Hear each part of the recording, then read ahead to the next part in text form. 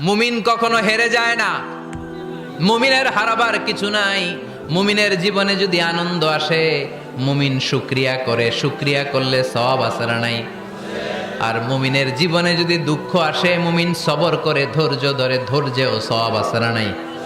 তাহলে আমাদের সব দিক দিয়েই চলা। আনন্দের দিনগুলাতে শুকরিয়া করব, আর দুঃখের দিনগুলাতে ধৈর্য ধরবো। দুইটার মধ্যে সওয়াব আছে না নাই? এজন্য বিশ্বনবী বললেন, আজাবান লি আমরিল মুমিন, মুমিনের বিষয়টা খুবই আশ্চর্যের। ফাইন আসাবাতহু সাররাউন শাকারা, মুমিন যদি আনন্দে থাকে সে শুকরিয়া করে, শুকরিয়া করলে লাভ আছে না নাই?